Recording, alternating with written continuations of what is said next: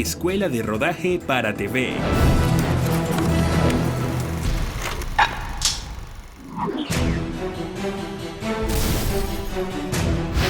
Escena 7, plano 1,2. El seteo de la cámara, que es sumamente importante, conocer tu cámara a la perfección. Iniciarse, bueno, que le guste primero esto. El camarógrafo está en eso porque su trabajo es la generación de imágenes.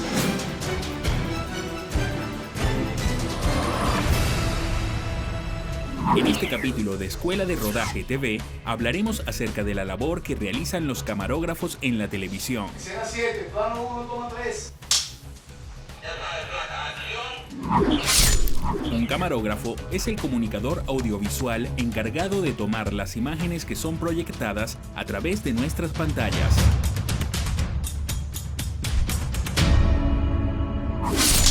El trabajo de este profesional es realizado con un instrumento llamado cámara, dispositivo que permite la captura de imágenes en movimiento. Este aparato está formado por un cuerpo, visor, micrófono y lente, el cual, a su vez, está comprendido por foco, zoom, iris y macro. Mira, un camarógrafo de televisión, lo primero, por supuesto, es un muy buen conocimiento de su equipo, ¿no? Sobre lo que es la iluminación, sobre lo que es un encuadre, y aparte de eso dominar conocimientos básicos, por lo menos básicos, de óptica, de encuadre, de iluminación, de composición, conocer algo que se llama como la ley de los tercios, ¿verdad? Y estar presto siempre, con disciplina, a lo que pide el director. Si se supone que conoces ese lenguaje audiovisual, esa gramática, haces muy bien tu trabajo.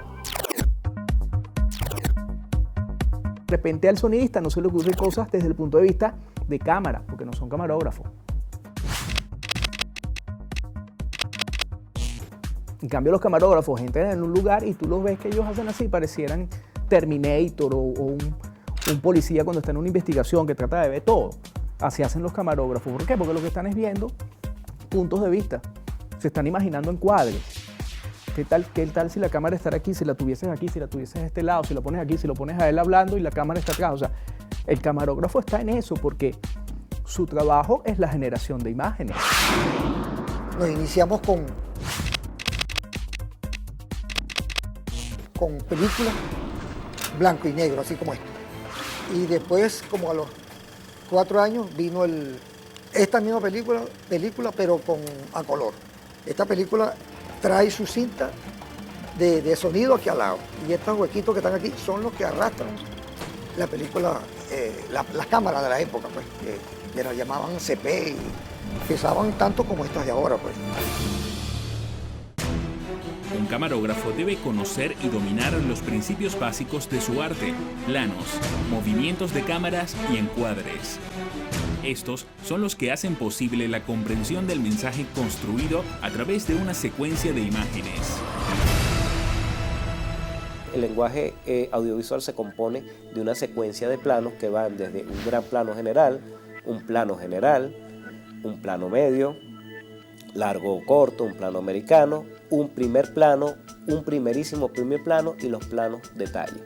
Esas son básicamente la gramática en la parte visual de lo que sería el lenguaje audiovisual. El lenguaje audiovisual también incluye los movimientos de cámara, entre los que se destacan tilt, desplazamiento de la cámara sobre su mismo eje.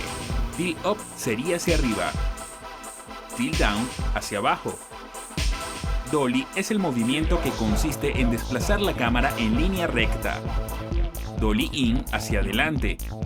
Dolly back hacia atrás. Paneo, movimiento de la cámara sobre su propio eje. Pan right, paneo a la derecha. Pan left, paneo a la izquierda. Bueno, los planos son una gramática visual. ¿Qué te cuenta un plano cuando tú comienzas una historia? Por lo general, tiende a ser un plano general o un grandísimo plano general, que es un plano muy grande y te ubica en un contexto geográfico. Tú vas a contar una historia en una ciudad, tú comienzas con la ciudad, el plano más grande de la ciudad que tengas. Luego te vienes a un plano general de la localidad donde estás. Esto es lo clásico, ¿no? Te vienes a la localidad, al barrio, a la urbanización. Y luego, dentro del edificio o dentro de la casa, te puedes venir a un plano general o a un plano medio o a un primer plano del personaje o los personajes. Y ahí vas contando una historia, primero explicando contextos geográficos donde se está desarrollando la historia, hasta llegar al personaje.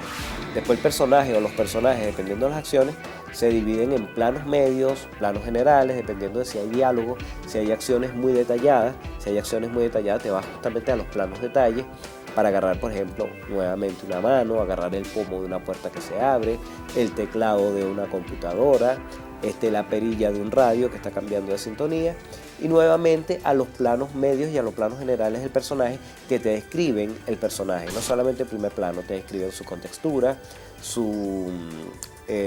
todas sus características físicas, cómo está vestido, y eso es parte de ese lenguaje audiovisual. Con los años, la práctica de este oficio fue haciéndose más fácil gracias a avances tecnológicos. Los equipos que, en principio, eran voluminosos e incómodos, fueron evolucionando, haciéndose más livianos e incorporando instrumentos de almacenamiento más sencillos de maniobrar. Antes se trabajaba en cine.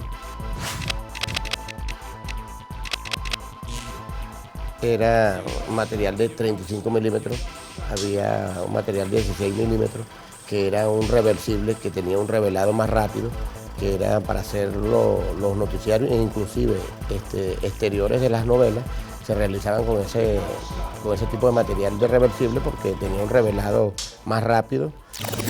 Después que estaba listo, lleváselo al editor, que también era manual, no como ahora que tú lo pones y ves. Los camarógrafos tenían mayor precisión a la hora de decidir hacer un encuadre y disparar la cámara para capturar la imagen.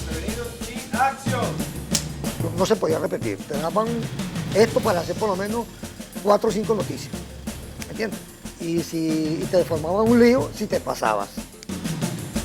Y el error que a veces se incurre, tanto de dirección como de cámara, que hay que tener mucho cuidado, a veces repites una toma 10 veces y en las 10 quedó buena. El problema viene al momento de editar, porque no sabes cuál escoger. Antes de realizar su trabajo, el camarógrafo prepara la cámara con la que va a trabajar. Un instrumento bien preparado evitará inconvenientes durante la grabación y garantizará las óptimas condiciones de las imágenes capturadas. El seteo de la cámara, que es sumamente importante, conocer tu cámara a la perfección, tiene que ver cómo tú vas a afinar ese aparato que se llama cámara, lo vas a afinar con respecto a la luz. Para qué sirven las barras, sirve para calibrar el color de los monitores para cuando el editor venga, el sonido de 1 kHz también, para la edición de sonido. ¿Están preparados? Pues entonces, ¡acción! Escuela de Rodaje para TV.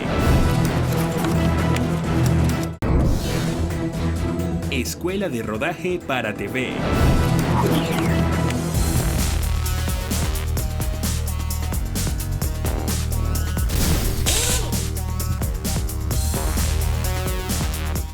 Los camarógrafos pueden realizar su trabajo en espacios exteriores o espacios interiores. La cámara no es lo que hace el camarógrafo. Así que estos profesionales deben considerar y dominar ciertas técnicas, encuadres, posiciones, planos, para que la captura de imágenes, ya sea en un estudio o parque, con factores externos o no, quede perfecta y no se entorpezca la grabación. La diferencia entre grabar en un estudio y grabar en la calle, básicamente es que en el estudio tú tienes un ambiente controlado, ¿no? En el estudio tú comienzas desde tener el área insonorizada, que ya ahí estás controlando el ruido exterior, ¿verdad? Y después comienzas por controlar las luces, todo el ambiente, como justamente la iluminación que hay en este momento en este estudio. Hay una iluminación ahorita en contrapicado, hay una en picado, pueden haber cenital, backlight. Sin embargo, cuando tú trabajas en exteriores, puedes lograr un gran grado de control, pero a veces se sale de las manos de uno cuando estás totalmente en exteriores y dependes, por ejemplo, de la luz solar, ¿no? Cuando tú vas a grabar una ficción, incluso un documental, tú tienes que esperar la hora idónea del día para que el sol, por ejemplo, no te caiga perpendicular. La hora de mediodía no es una hora muy buena para grabar, porque el sol suele caer sobre nuestras cabezas y se crea una sombra en los ojos, en la punta de la nariz. Es un efecto mapache que no es nada estético, pues. Las horas de la mañana y las horas del atardecer son las mejores, donde se aprovecha la luz oblicua del sol para poder iluminar mejor a los actores, pues, y a los elementos del paisaje. Hay una dinámica que a veces tú no tienes luces y entonces con la misma luz natural que hay, tú tienes que compensar el primer plano con la profundidad de campo y luego evitar los contraluces, toda esa serie de cosas, y a veces no te da chance de enchufar nada porque no tienes una planta a la mano. Toda esa serie de matices se las tiene que dar el camarógrafo a la hora de realizar una toma, porque la responsabilidad es delicada cuando se está haciendo un programa. Una de las habilidades que más se explota en este oficio es la agilidad del que maniobra la cámara, sobre todo cuando se hacen pases en vivo para prensa. Es muy diferente a cuando uno está grabando novelas, cosas dramatizadas y te tienes que parar aquí, caminar, pararte aquí en esta marca porque tienes que darte esta luz aquí, el contraluz. Si hay una luz incidental que te favorece por la profundidad de campo, toda esa serie de cosas. En el asunto de los noticiarios, tú no repites porque el ministro, el personaje, se apareció, de pronto se resbaló, se despeinó, tú tomaste eso en ese momento. Y haces una cosa y cuando estás terminando y estás haciendo eso y viste, observaste a tu alrededor y ya tienes montado otro encuadre, otra cosa. Hacer los 3 tiempos como si tuviera las 3 cámaras, antes, durante y después. Las labores del camarógrafo se ven asistidas por un ayudante que le facilita el trabajo. Este importante asistente se encarga de que la grabación no sea obstruida por terceros. Además, le facilita al camarógrafo el trabajo con las baterías, cables, trípodes y demás implementos del equipo. Es él quien prepara los instrumentos antes de usarlos. El asistente, las cosas, por lo menos, debería siempre tener un probador de corriente. Chequear sus luces antes de salir, chequear las balitas, los receptores de audio, los cables del micrófono, las extensiones de 110 de la iluminación que hace el camarógrafo, eso lo hace el asistente. Y sin embargo, él lo hace, pero también uno chequea. Si estás interesado en formarte como camarógrafo, es importante que tengas en cuenta los siguientes consejos. Para trabajar en el mundo del audiovisual tienes que ser disciplinado. La disciplina es lo primordial. Si no eres disciplinado no puedes estar en el mundo del audiovisual. Y eso significa que cada quien tiene un rol específico, cada quien sabe lo que hace, desde los luminitos, ¿verdad? Del director de fotografía, quien te ilumina, quien te monta los filtros. Por lo general, todo el que trabaja en audiovisual tiende a ser hábil y rápido, muy presto. Te ponen los filtros muy rápido, te cambian las luces muy rápido, está pendiente de la dirección, de cuáles son las órdenes, para que el producto salga bien grabado. Y eso es un trabajo que la experiencia te hace ya ni pensar al momento de llegar, sino saber cuál es la posición de cada uno al momento de instalar los equipos, cómo va el tiro de cámara, cómo van las luces, cómo va el sonido a nivel de producción. Eso funciona así porque tiendes a ser muy disciplinado en este trabajo, si no, no puedes trabajar en audiovisual. Que le guste primero esto, y que le guste y ponerle bastante atención a lo que está haciendo. Aguantarse unos chaparrones a veces, que uno pasa medio trabajo, que por una otra cosa, ¿entiendes? Pero que sigan adelante los muchachos que vienen. Aquí hay muy buenos muchachos que son un futuro camarógrafo. También hay muy buenos camarógrafos aquí, de verdad. Pero muchachos que yo he visto que han salido de acá son muy buenos. Trabajan muy bien. Lo que hay que poner un poquito más de talento, de que uno le guste más. Primero, ser un buen asistente, como lo que les mencioné antes, de tener la vocación de servicio, de aprender. Se aprende bien primero a enrollar los cables, porque eso es muy importante. Seguir los consejos que le dice tu compañero el camarógrafo.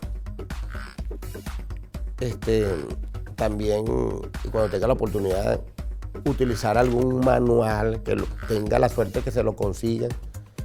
Ahora hay muchas cosas por internet que tú los consigues y eso, entonces siempre estás pendiente de tus encuadres. Cuando vas a ver una película, te fijas el tipo de iluminación que hay. Claro, siempre tienes que haber con anterioridad alguien haberte explicado algo para que tú tengas noción, porque en realidad cosas como academia no existen, solamente en el fogueo.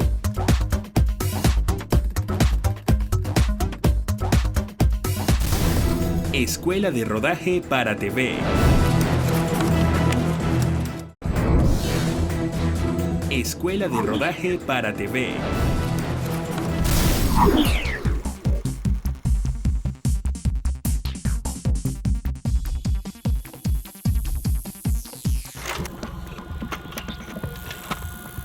Recapitulemos.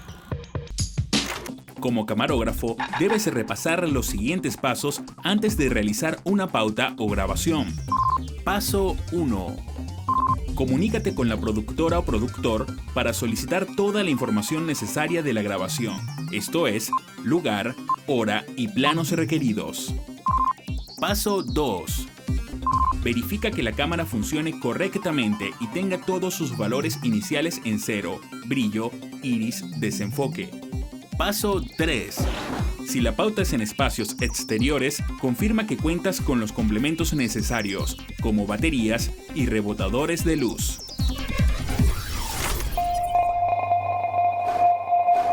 Nuevos realizadores. A continuación, conocerás a Vladimir Helminsky y Vanessa Enríquez, los realizadores del programa de televisión Cocina Ancestral. En cada entrega de este programa se transporta a la audiencia a una mágica cocina, donde acompañados del hada de la alimentación, la audiencia aprende a preparar deliciosas recetas. Acompáñanos a descubrir todo el trabajo que existe en la producción de este espacio. ¿Cómo fue el proceso de redacción del guión para Cocina Ancestral y la creación de la historia? Bueno, como guionista fue un trabajo...